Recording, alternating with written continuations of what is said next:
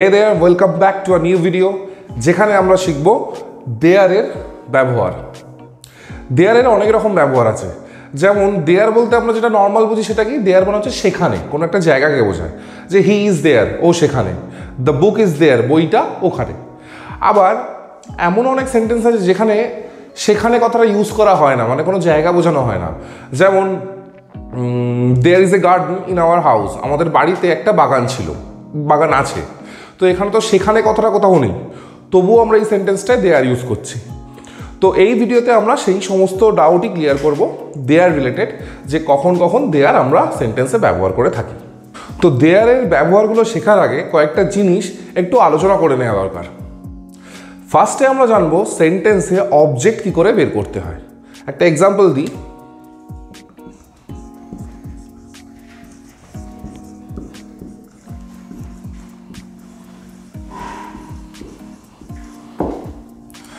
He gave me a pen.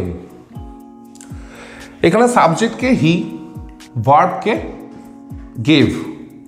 তো এই ভার্বকে what বা হুম, হোয়াট বা হুম দিয়ে প্রশ্ন করলে যে উত্তর পাওয়া যায় তাকে আমরা অবজেক্ট বলব। এখানে কি সে আমাকে একটা পেন দিয়েছিল, ভার্ব গেভ, তাকে হোয়াট দিয়ে কোয়েশ্চেন করি, হি গেভ হোয়াট, উত্তর আসছে আ পেন। এই একটা আমাদের অবজেক্ট আমরা পেয়ে গেলাম। আর একটা ভার্বকে কোয়েশ্চেন করা যায় হুম, কাকে। হোয়াট মানে কি আর হুম মানে কাকে, মানে ভার্বকে কি বা কাকে দিয়ে প্রশ্ন করলে আমরা যে উত্তর পাই সেটাই হচ্ছে অবজেক্ট। তো একটা অবজেক্ট আমরা পেলাম হোয়াট দিয়ে প্রশ্ন করে। এবার যদি বলি he gave a pen to hmm, বা he gave hmm a pen, কাকে দিয়েছিল, উত্তর আসছে কি আমাকে। এই হয়ে গেল আমাদের আর একটা অবজেক্ট। তো সেন্টেন্সে ভার্বকে হোয়াট বা হুম দিয়ে প্রশ্ন করে যে উত্তর পাওয়া যায় সেটা হচ্ছে আমাদের অবজেক্ট। ক্লিয়ার? আর একটা জিনিস দেখব, সিম্পল সেন্টেন্স কাকে বলে। একটা সিম্পল সেন্টেন্সের বেসিক যে স্ট্রাকচার সেটা কি,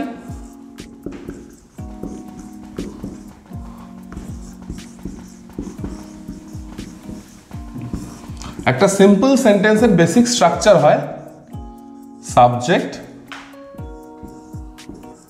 ভার্ব আর অবজেক্ট। যেমন লিখলাম he plays cricket, subject verb object. I have a pen, subject verb object. She is a dancer, subject verb, বাকিটা হলো অবজেক্ট। এই হয়ে গেল সিম্পল সেন্টেন্সের বেসিক স্ট্রাকচার, সাবজেক্ট ভার্ব আর অবজেক্ট। এবার আমরা একটা তো দেয়ারের সাধারণ ব্যবহার আছে যেটা সকলে জানি, দেয়ার মানে সেখানে। সেখানে শব্দটার ইংলিশ করতে আমরা দেয়ার ব্যবহার করি। আর এক রকম দেয়ারের ব্যবহার আছে, সেটাকে বলা হয় ইন্ট্রোডাক্টরি দেয়ার বা ফলস দেয়ার বা ডামি দেয়ার। ফলস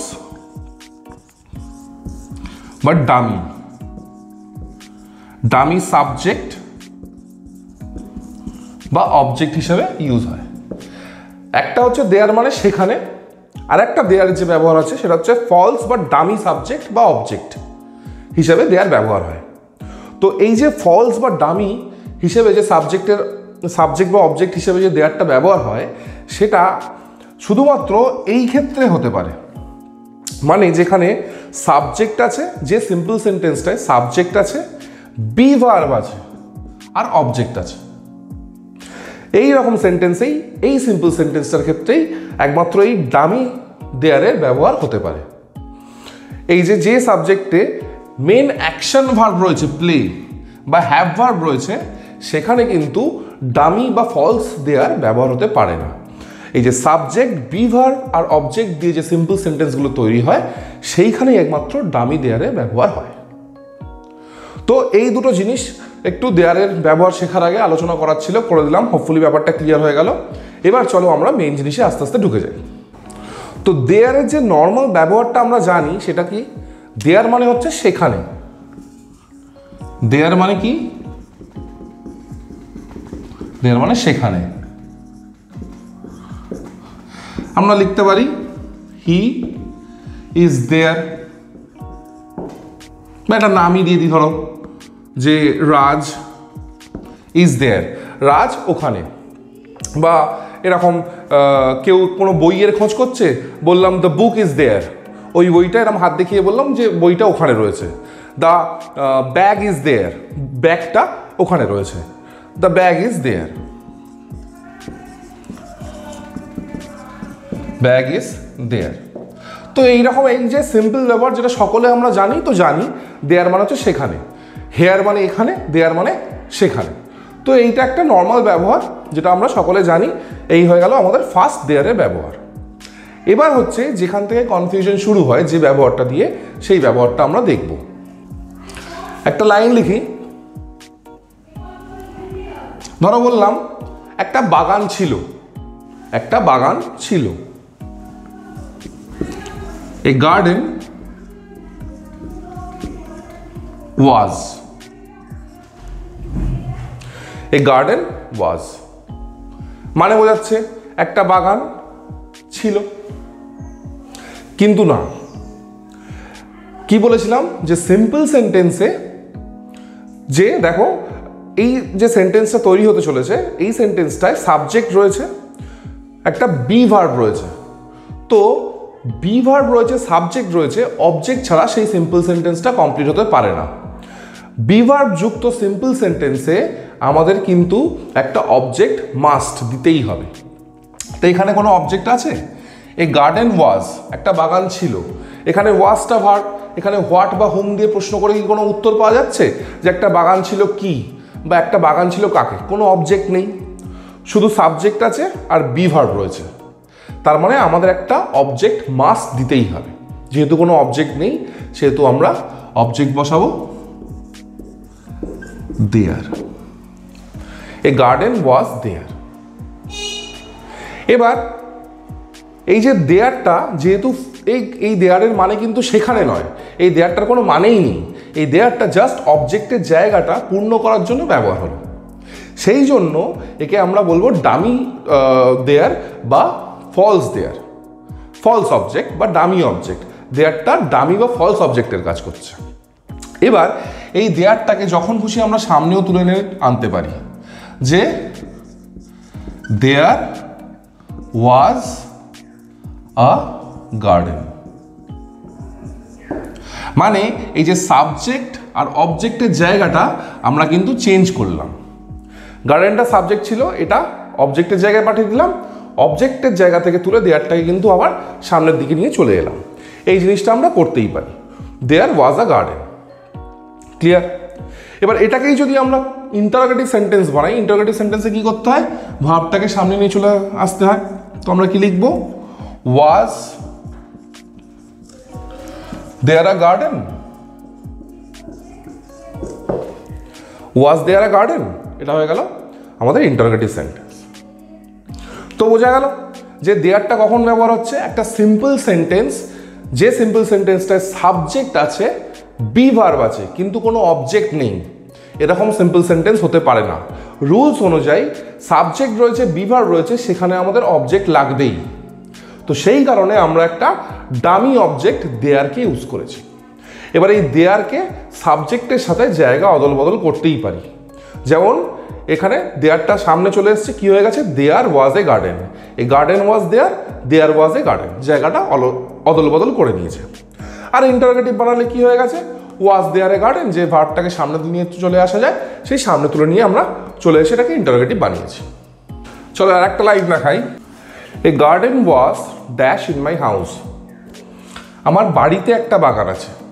শুধু যদি এইটুকুনি যেটুকুনি লেখা আছে সেটুকুনি বলতাম, তাতে কিন্তু মানে বোঝাচ্ছে যে এ গার্ডেন ওয়াজ, একটা বাগান ছিল, ইন মাই হাউস, আমার বাড়িতে। স্পোকেন ইংলিশে আমরা এরকম বলেই থাকি এ garden was in my house, কারণ স্পোকেনের ক্ষেত্রে অনেক সময় গ্রামাটিক্যাল রুলস ফলো করা হয় না। কিন্তু যখন আমরা লিখবো তখন আমাদের গ্রামাটিক্যাল রুলস মেনটেন করতে হয়। দেখো এই লাইনটায় সাবজেক্ট রয়েছে আগের লাইনটার মতোই, বি ভার্ব রয়েছে, বাকি পার্টটা অবজেক্ট হিসেবে অবজেক্টিভ পার্টটা রয়ে গেছে। তার মানে একটা সিম্পল সেন্টেন্স যেখানে শুধুমাত্র বি ভার্ব আছে, কিন্তু এক্স্যাক্ট ভার্বের পরে কি কোনো অবজেক্ট আছে? ভার্বকে কি বা কাকে দিয়ে প্রশ্ন করে কি কোনো উত্তর পাওয়া যাচ্ছে? পাওয়া যাচ্ছে না, মানে এখানে অবজেক্ট নেই। তাই আমাদের একটা ডামি অবজেক্ট বসাতে হচ্ছে, ফলস অবজেক্ট বসাতে হচ্ছে কি there. A garden was there in my house. আবার কি এই যে সাবজেক্টের সাথে দেয়ারটাকে যেরকম বললাম জায়গা অদল বদল করতে পারি, কি হয়ে যাবে? There was a garden in my house. একই ব্যাপার, এখানে দেয়ারের কি কিন্তু কোনো মানে নেই, দেয়ারটা ফলস অবজেক্ট বা সাবজেক্ট হিসেবে ব্যবহার হচ্ছে। এখানে দেয়ারের মানে সেখানে নয়। আচ্ছা, এটাকেই যদি আবার ইন্টারোগেটিভ বানাই তাহলে কি করবো? ওয়াজটাকে সামনে নিয়ে চলে আসবো। Was there a garden in my house. আমার বাড়িতে কি একটা বাগান ছিল? ক্লিয়ার? আর একটা লাইন লিখি যে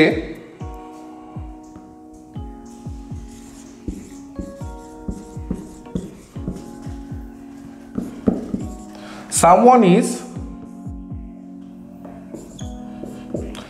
at the bus stop. বাস স্টপে কেউ রয়েছে, সাবজেক্ট হচ্ছে সামওয়ান, অনলি বি ভার্ব রয়েছে, তারপরে রয়েছে অবজেক্টের পার্টটা। ভার্বের পরে তো অবজেক্ট শুরু হয়, অবজেক্টের পার্টটা রয়েছে, কিন্তু এক্স্যাক্ট কি কোনো অবজেক্ট এখানে আছে? সামওয়ান ইজ, কেউ একজন হয়, কি হয় বা কাকে হয়, হোয়াট বা হোম দিয়ে কোশ্চেন করে আনসার পাওয়া যাচ্ছে না, তাই এখানে অবজেক্ট নেই। রুলস অনুযায়ী সিম্পল সেন্টেন্স, বি ভার্ব বলা সিম্পল সেন্টেন্স, সেখানে আমরা কি বসাবো? There. Dummy object, someone is there at the bus stop. এটাকে যদি আবার ইন্টারোগেটিভ করি কি হয়ে যাবে? Is someone there at the bus stop.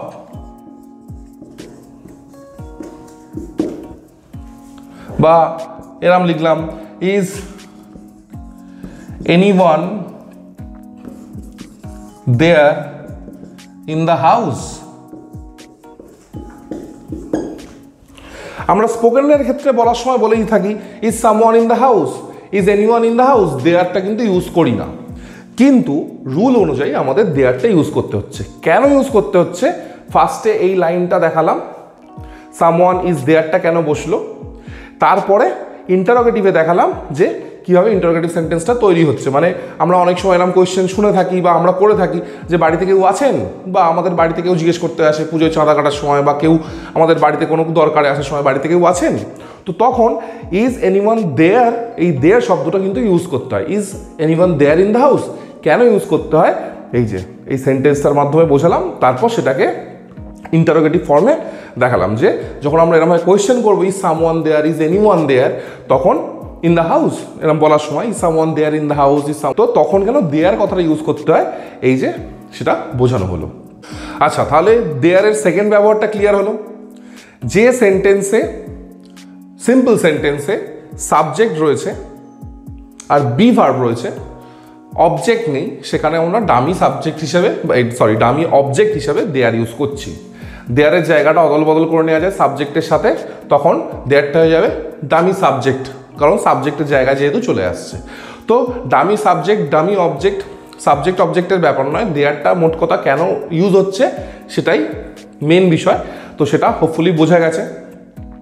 এটাই যদি সিম্পল সেন্টেন্স হতো কিন্তু মেন ভার্ব দিয়ে হতো, যেমন যদি বলতাম ধরো আই ইট, এটা কিন্তু কমপ্লিট ছিল, এখানে কোনো অবজেক্ট নেই, কি খায় কাকে খায় এসব কিছু কোয়েশ্চেন করা নেই, অবজেক্ট নেই, কিন্তু মেন ভার্ব যেহেতু আছে, সাবজেক্টের পর মেন ভার্ব যেহেতু আছে, সেই জন্য আমাদের এখানে অবজেক্টের দরকার হচ্ছে না। কিন্তু সিম্পল সেন্টেন্সে সাবজেক্টের পর যেই বি ভার্ব থাকবে তখন আমাদের অবজেক্টের দরকার পড়বে। এই হয়ে গেল আমাদের দেয়ার ব্যবহারের কারণ, অবজেক্টের জায়গায় কেন দেয়ার ব্যবহার হয়, আর অবজেক্ট থেকে দেয়ারটা সাবজেক্টের জায়গায় কিভাবে আসে। এই জিনিসটা বোঝাতে বোঝাতে সেকেন্ড রুলটা তো বোঝা গেল, তাহলে দেয়ারটা কেন ইউজ হয়। আর একটা জিনিস আছে যে দেখো এই লাইনগুলো থেকেই দেখাচ্ছি, আর একটা রুলস আছে যে এই যে সিম্পল সেন্টেন্স, সাবজেক্ট রয়েছে, বি ভার্ব রয়েছে, তারপরে এই যে অবজেক্টিভ পার্ট, দেয়ারটা এখন ভুলে যাও, এই যে অবজেক্টিভ পার্টটা রয়েছে মানে অবজেক্টের পোর্শনটা যেটা রয়েছে সেটা দেখো কি দিয়ে শুরু হয়েছে, ইন দিয়ে শুরু হয়েছে। বা এই লাইনটায় দেখো দেয়ারটাকে ভুলে যাও, সামওয়ান ইজ, দেয়ারটা চেপে দিলে কি হবে, অবজেক্টের পার্ট, ভার্বের পর যে অবজেক্টের পার্টটা শুরু হয়েছে সেটা অ্যাট দিয়ে শুরু হয়েছে, এখানে ইন দিয়ে শুরু হয়েছিল, অ্যাট দিয়ে শুরু হয়েছে এখানে, তো দুটো প্রিপোজিশন। তো এইটাও একটা রুলস, সেটা কি রুলস, যে সাবজেক্টের পর বি ভার্ব থাকলে যদি কোনো অবজেক্ট না থাকে, অবজেক্টের পার্ট, বাকি পার্টটা, পোর্শনটা কোনো প্রিপোজিশন দিয়ে শুরু হতে পারে না। সেই কারণেও আমাদের একটা অবজেক্ট বসাতে হয়, মানে কোনো ডাইরেক্ট অবজেক্ট তো এখানে নেই, ডাইরেক্ট অবজেক্ট নেই কিন্তু অবজেক্টের অংশ রয়েছে, তো সেই অবজেক্টের অংশটা কখনোই প্রিপোজিশন দিয়ে স্টার্ট হতে পারে না। সেই জন্য মানে কোন সেন্টেন্সে, সিম্পল সেন্টেন্সে যেখানে সাবজেক্ট আছে, বি ভার্ব রয়েছে, তারপরে যে অবজেক্টের পার্টটা শুরু হচ্ছে সেটা প্রিপোজিশন দিয়ে স্টার্ট হতে পারে না, তাই আমাদের একটা ডিরেক্ট অবজেক্ট বসাতে হয়, সেটা হচ্ছে কি দেয়ার।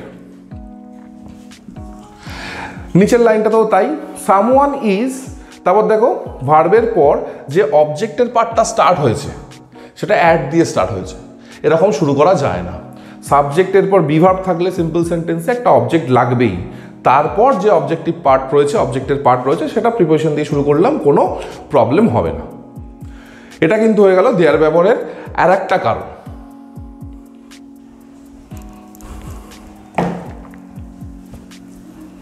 লাইন দেখি,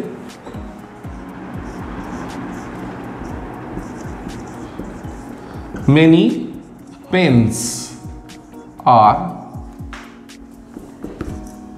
in the box। সাবজেক্ট রয়েছে, অনলি বি ভার্ব রয়েছে, তারপর এখানে অবজেক্টিভ পার্টটা রয়েছে, তারপর একটা সিম্পল সেন্টেন্স, যে সিম্পল সেন্টেন্সটায় শুধুমাত্র বি ভার্ব রয়েছে। তাহলে দেখো এখানে কোনো ডাইরেক্ট অবজেক্ট আছে কি, নেই। হোয়াট বা হোম দিয়ে প্রশ্ন করলে কোনো উত্তর পাচ্ছি না, তাই রুলস কি, দুরকম রুলস আমরা এখন শিখে গেছি। কি রুলস শিখে গেছি, যে সিম্পল সেন্টেন্সে সাবজেক্ট রয়েছে, বি ভার্ব রয়েছে, একটা অবজেক্ট ডাইরেক্ট বসাতে হয়, সেই কারণে এখানে একটা অবজেক্ট বসবে দেয়ার, কারণ সিম্পল সেন্টেন্স অবজেক্ট ছাড়া কমপ্লিট হবে না, যে সিম্পল সেন্টেন্সটায় সাবজেক্ট আর বি ভার্ব রয়েছে অনলি।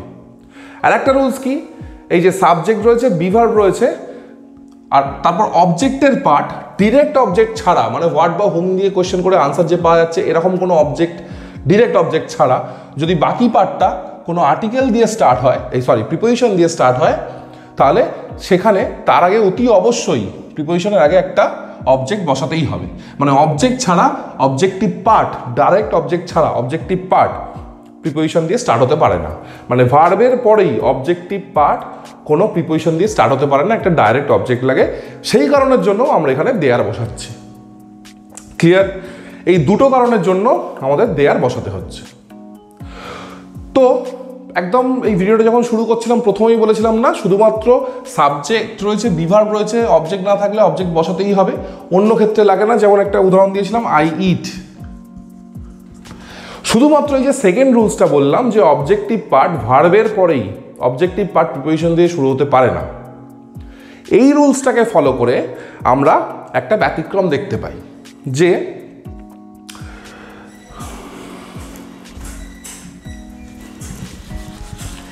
বলেছিলাম যে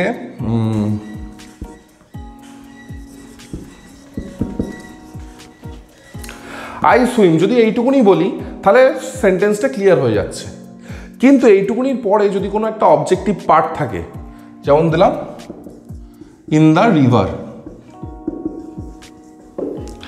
যদি সাবজেক্ট রয়েছে, মেন ভার্ব রয়েছে আর অবজেক্টিভ পার্ট রয়েছে যেটা ইন দিয়ে শুরু, মানে প্রিপোজিশন দিয়ে স্টার্ট রয়েছে, ডাইরেক্ট অবজেক্ট নেই, তখন মেন ভার্ব থাকলেও আমাদের একটা অবজেক্ট বসাতে হবে, কারণ ওই যে রুলস, ভার্বের পরে অবজেক্টিভ পার্ট কখনো ডাইরেক্ট প্রিপোজিশন দিয়ে স্টার্ট হতে পারে না। এই একমাত্র ক্ষেত্রে এই ব্যতিক্রমটা দেখতে পাই যে যখন শুধু যদি আমি আই সুইম বলতাম তাহলে লাইনটা কিন্তু ক্লিয়ার থাকছিল, হয়ে যেত, কমপ্লিট হয়ে যেত। কিন্তু আই সুইমের পর মেন ভার্বের পর যদি ডাইরেক্ট অবজেক্ট নেই কিন্তু অবজেক্টিভ পার্ট আছে যেটা প্রিপোজিশন দিয়ে স্টার্ট হয়েছে, যেহেতু ভার্বের পরে ডাইরেক্ট প্রিপোজিশন দিয়ে অবজেক্টিভ পার্ট শুরু হতে পারে না, তো এইখানেও আমাদের একটা ডুপ্লিকেট দেয়ার বা ডামি দেয়ার মানে অবজেক্ট আনতে হচ্ছে। ক্লিয়ার? এই যে আপনি কে গেছে কোথায় ক্যামেরাটা?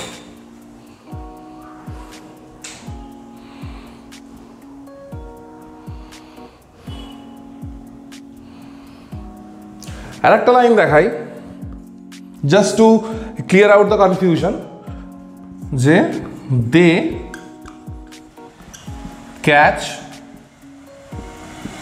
Fish there in the pond. They catch fish there in the pond. তো দে আছে, সাবজেক্ট আছে, মেন ভার্ব রয়েছে। এখানে কিন্তু দে ক্যাচকে কোয়েশ্চেন করলে উত্তর পাচ্ছ। দে ক্যাচ হোয়াট? ফিশ, মানে ফিশটা হচ্ছে অবজেক্ট, ডাইরেক্ট অবজেক্ট রয়েছে, তাই যে এখানে দেয়ারটা ইউজ করেছি এটা করতে হবে না। They catch fish in the pond, এখানে যেহেতু ভার্বের পর একটা অবজেক্ট রয়েছে তাই অবজেক্টিভ পার্টটা ইন দিয়ে শুরু হয়েছে, কোনো অসুবিধা হয়নি, আমাদের দেয়ার যোগ করতে হয়নি। এখানে সাবজেক্টিভ আর ভার্ব ছিল, তারপরে কোনো ডাইরেক্ট অবজেক্ট ছিল না। অবজেক্টিভ পার্ট ডাইরেক্ট ভার্বের পরে অবজেক্টিভ পার্ট প্রিপোজিশন দিয়ে স্টার্ট হচ্ছিল ইন দিয়ে, তাই আমাদের একটা অবজেক্ট মাঝখানে আনতে হয়েছিল। তো এই হচ্ছে মোটামুটি আমাদের দেয়ার ব্যবহারের রুলস। ঘুরিয়ে ফিরিয়ে সব রুলস এই তিনটে জিনিসের মধ্যেই আটকে যাবে। হোপফুলি তোমরা বুঝতে পেরেছো। সো এই ছিল দেয়ার ব্যবহারের রুলস। সমস্ত রুলস মোটামুটি এই তিনটে রুলস, মানে এই তিনটে রুলসের মধ্যেই সমস্ত কিছু রয়েছে। দেয়ারের এর বাইরে খুব একটা বেশি রুলস কিছু হয় না। হোপফুলি তোমাদের হেল্প হয়েছে। আমরা স্পোকেন ইংলিশ যখন মানে ইংলিশে যখন কথা বলি তখন অনেক সময় এই দেয়ারকে ইউজ করি না, কিন্তু সেটা অ্যাকচুয়ালি ঠিক জিনিস নয়। মানে স্পোকেন ইংলিশে অনেক তো রুলস ফলো করা না, সেই জন্য আমরা ফ্লোতে অনেক কথাই বলে ফেলি। শুধু আমরাই নয়, যাদের দেশে যারা নেটিভ ইংলিশ স্পিকার তারাও, মানে যাদের দেশে ইংলিশের জন্ম হয়েছে, ইংলিশে যারা প্রথম থেকে জন্মগতভাবে কথা বলে, মাতৃভাষা, তারাও অনেক সময় গ্রামাটিক্যাল মিস্টেক্স করে অনেক। কিন্তু যখন আমরা লিখবো বা যখন আমরা বলবো তখন যদি পুরো সঠিক জিনিসটা বলি সেটা ভালো হয় না। তো সেই জন্যই এই ক্লাসটা। তো হোপফুলি তোমাদের হেল্প হলো। তো এরকম আরও সুবিধাজনক আরও হেল্পফুল ভিডিও পাওয়ার জন্য আমাদের চ্যানেল লাইক করো, সাবস্ক্রাইব করো। Thank you.